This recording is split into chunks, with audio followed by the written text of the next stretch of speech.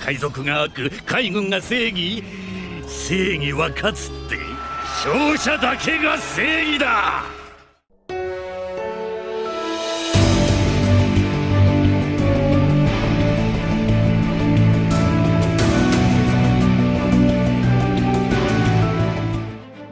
세계 정부가 감추고 있는 비밀이 드러날 때마다 격정적으로 반응하고 있는 해군의 계급이 있는데요.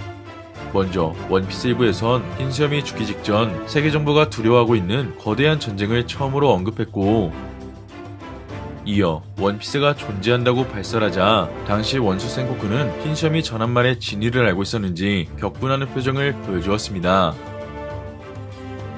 이어 시간이 흐른 지금 현재 에그에 대해서 천재과학자 베가펑크를 통해 다시 한번 거대한 전쟁이 거론되었고, 이어 최초의 적 조이브이와 공백의 백년 그리고 과거의 진실을 정보알고 있는 로저 적단을 언급하려 하자 원수 아카이누 또한 감정을 조절하지 못하는 모습을 보여주었는데요.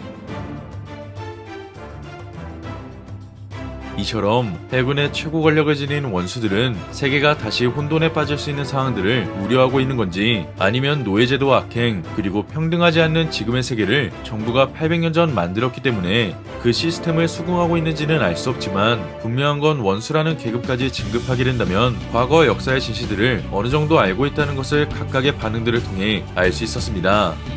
또 한편으론 해군은 절대적 정의라는 이름 아래 세계 평화를 수호해야 하는 조직이고, 나아가 세계가 혼란스러워질 수 있는 사건들을 예방해야 하기 때문에 원수들의 격정적인 반응도 이해할 수 있을 것 같은데요.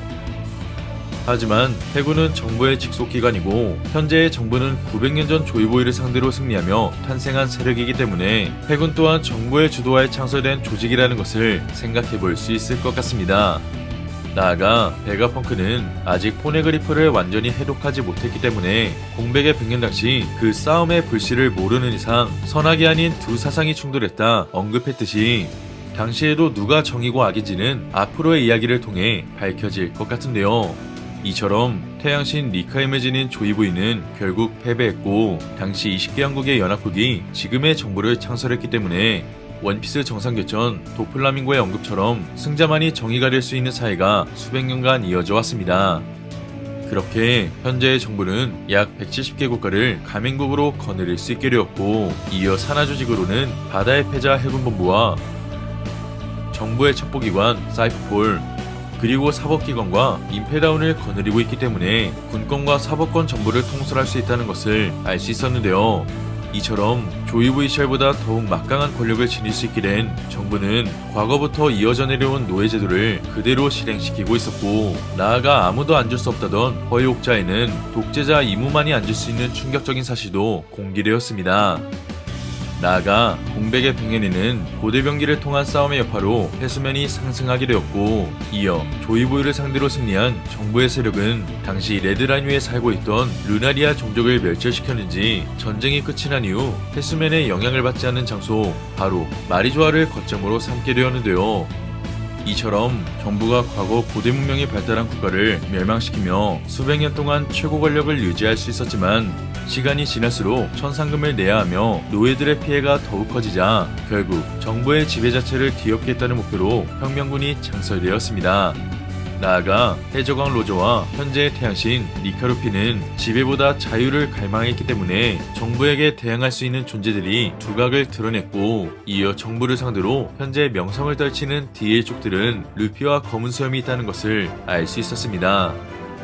이처럼 신의 천적이라 불리는 DA 쪽이 바로 과거 멸망한 고대 왕국 조이브이와 연관된 일족일 수도 있다는 것을 염두에 볼 수 있는 가운데, 몽키리거프와 몽키리 드래곤 그리고 하그왈디 사우루만이 정부가 창설한 해군에 속해 있었는데요. 하지만 현재 드래곤과 사우루는 해군에서 진정한 정의를 찾지 못해 결국 탈퇴하게 되었고, 이어 지금도 이무의 존재를 알 수 없을 것 같은 거프만이 해군에 남게 되었지만, 분명 최강의 전력들이 속해 있는 해군 측에서도 언젠가 지금의 조직을 이탈할 수 있는 존재들이 생겨나게 됩니다. 그중 거프의 제자이자 한껏 해이해진 정의를 지닌 아오키지는 공백의 100년을 연구한 오하라가 법을 어겼다며 정부를 두둔했었지만, 결국 철저한 정의를 지닌 아카이누의 광기를 통해 로빈을 살려주게 되며 극단적으로 폭주하는 정의를 경계하기 시작합니다. 이처럼 아오키지는 한껏 해이해진 정의 속에 자신만의 강한 신념이 자리 잡고 있었고, 한편 정상결전 이후 당시 원수 센고쿠가 차기 원수로 아오키지를 추천했지만 정부의 상층부에서는 철저한 정의가 지닌 아카이누를 지지했었는데요. 이처럼 당시에는 알 수 없었지만 정부가 아카이누를 지지했던 이유는 바로 철저한 정의가 지닌 아카이누라면 지금의 시스템을 그대로 유지할 수 있을 거라 판단했을 것 같습니다. 그렇게 아카이누 또한 노예 경매와 천상금 등 정부의 좋지 않은 정책을 알고 있더라도 더욱 뿌리 깊은 악은 바로 해적이라 생각하고 있었듯이 공백의 백년의 진실마저 묵살할 가능성도 생각해 볼 수 있는데요. 반면 아오키지는 결국 아카이누에게 패배하며 해군을 떠나게 되었지만 자신의 정의를 관철시키기 위해 세계를 돌아다니며 현재는 검은 쇠매적단의 간부로 합류하게 되었습니다.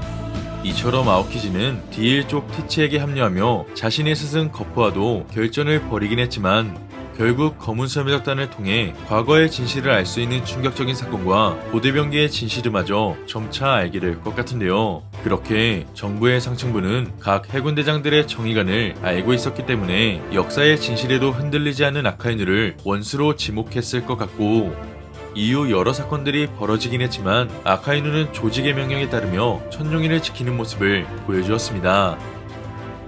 한편 정부의 세계징병에서 그 실력을 인정받아 대장으로 발탁된 후지토라는 세계 정부를 신이라 생각하지 않았고, 이어 자신의 부하들과 시민들을 아끼는 정의를 보여주었습니다.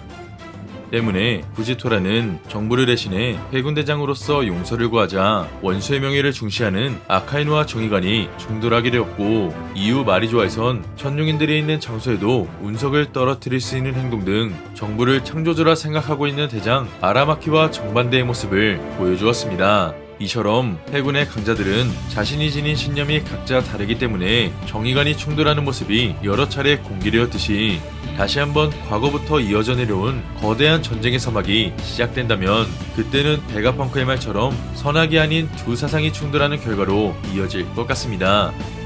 때문에 정부에 가입한 수많은 국가와 사람들을 악이라 지칭할 수 없어 해군 측에서도 지금의 세계를 유지하고 싶어하는 세력과 반대로 자신의 정의를 관철시키고 싶어하는 세력으로 나눠질 수 있을 것 같은데요. 이처럼 루피가 앞으로 상대해야 하는 전력은 사왕급 이상의 전투력은 물론 사기적 능력을 지닌 불사신 오르성, 나아가 천룡인마저 심판할 수 있는 신의 기사단, 그리고 세계관 최정상급의 강자들이 속한 해군본부와 사이퍼폴이 있기 때문에 만약 아오키지와 후지토라가 루피의 사상을 수긍한다면 그때는 전쟁의 판도를 바꿀 수 있는 조커로서 등장할 수 있을 것 같습니다.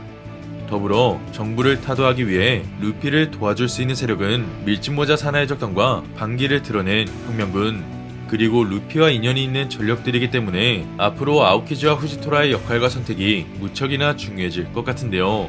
한편 아오키지는 현재 검은 쇠매적단에 속해 있기 때문에 만약 탈퇴를 선언하게 된다면 그때는 검은 쇠매적단과 충돌할 수 있듯이 아오키지가 세계를 어떻게 바라볼지도 더욱 중요해질 것 같습니다. 이처럼 베가펑크의 폭로를 통해 다시 한번 싸움의 불씨가 타오를 수 있는 가운데 과연 원수 아카이누가 이무의 존재를 알게 된다면 그때는 어떤 선택을 내리게 될지, 마지막으로 아오키지와 후지토라가 지금의 사상에 반기를 들며 루피를 도와줄 세력이자 전력으로 선회할지는 앞으로 전개될 원피스 출신화를 기대해보면 좋을 것 같습니다. 이번 영상은 여기까지입니다. 시청해주셔서 감사합니다.